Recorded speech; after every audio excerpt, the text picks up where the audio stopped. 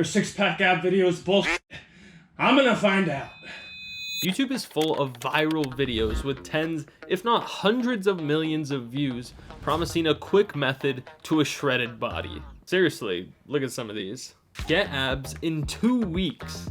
Lose belly fat in 10 days challenge. Six-pack, guaranteed. These are some bold claims. I've been trying to get into better shape recently, and my biggest gripe with the fitness industry is it seems like they're always bending the truth. Exaggerating, using a little smoke and mirrors if you know what I mean. But I could be wrong. I'm gonna take on the most intense ab workouts on YouTube. I wanna learn the science behind getting shredded and see if a shorter than average, a little bit skinny, random male in his 20s can get a six-pack in just 30 days. Okay, so where am I at right now? This is maybe the most important thing to mention because we all have different genes, we're all at different spots, and at the end of the day, fitness is just about personal progress. Basically, in high school, I was in great shape. I played football, ran track, then I stopped going to the gym pretty much entirely for a few years, and then about 4 months ago, I started up again at my local Planet Fitness, doing a little bit of everything. I'm definitely not overweight. I don't need to lose 20 pounds, but I'm not as strong as I used to be either.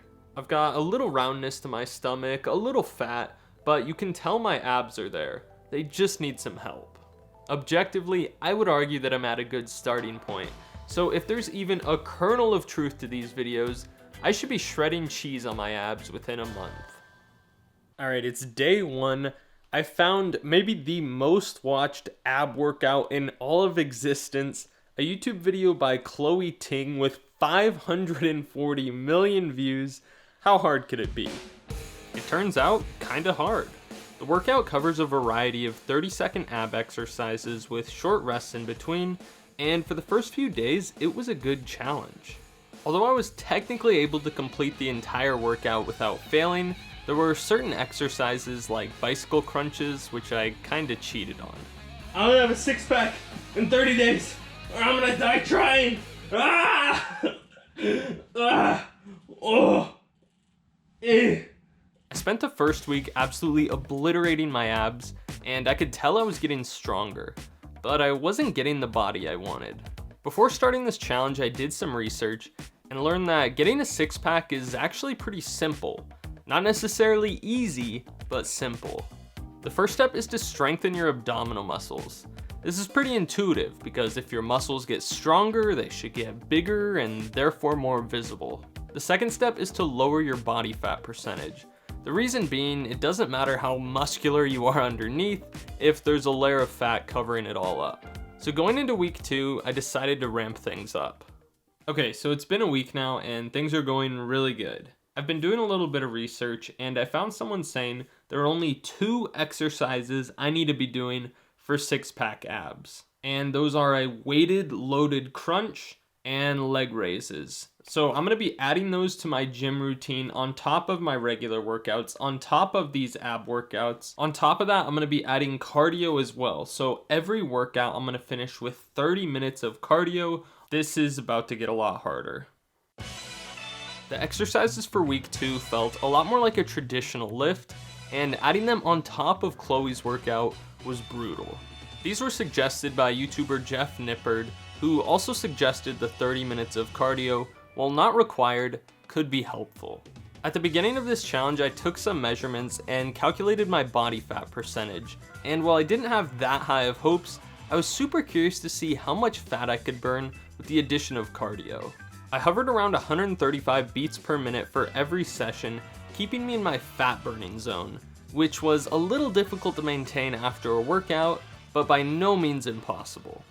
Alright, so I am 2 weeks into this challenge, just about at the halfway point, and I can confidently say that I am now making progress. The hardest thing for me was these bicycle crunches. The first week I was struggling like crazy to get through it. Now I can just power through that exercise, but I'm definitely not done yet. So once again, it's time to ramp things up. For this week, I want to go through a bunch of other viral workouts, see if any are more difficult or feel like they're working my abs better. This week is all about experimentation. Going through some of the most popular ab workouts on YouTube, I noticed a lot of them were pretty similar. There were some unique exercises like high knee taps and jumping jacks, but as long as they challenged me and worked my abs close to failure, I kept them in my rotation. But I soon came to an unfortunate realization. In the sake of transparency, that felt so bad. I don't even think I was doing some of these correctly today. I went rep to failure in the gym yesterday, and I think that's a really good thing to do, so I don't want to not go hard. So I think I'm going to bump it down to 5 and maybe even 4 ab workouts a week. It might be the hardest part of a 30-day challenge like this, is I want to go as hard as I can, but at the same time, there are limits to just how the human body works. I spent the second half of this challenge pushing till failure, making my cardio sessions longer, hitting my goals even while traveling. I went into this challenge skeptical, there's probably a slight bias there, but I also went into it wanting to succeed. I feel better about myself when I look in the mirror and I'm in good shape. I like the discipline it takes to set a goal and work towards it. I also just want to feel better physically. I've got some back issues right now, and strengthening my core is supposed to help with that. Overall, getting stronger and healthier is really important to me right now. So how much progress did I make in 30 days? All right. This is the 30-day reveal. I don't know why I'm nervous.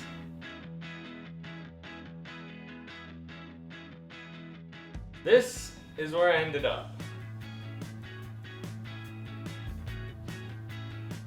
Hopefully it looks better. Looking at where I started, I definitely made progress. The lighting in these shots is a little flat though, so let's look at another spot. Okay, and here's that more top-down bathroom lighting, which I honestly think is more flattering.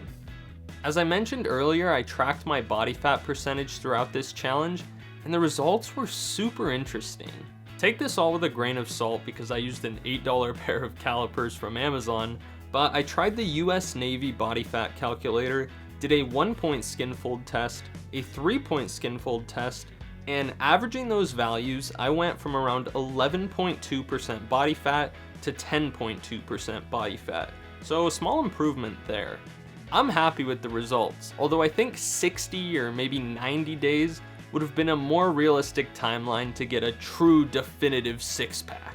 Keep in mind this challenge was just about working out, not touching my diet.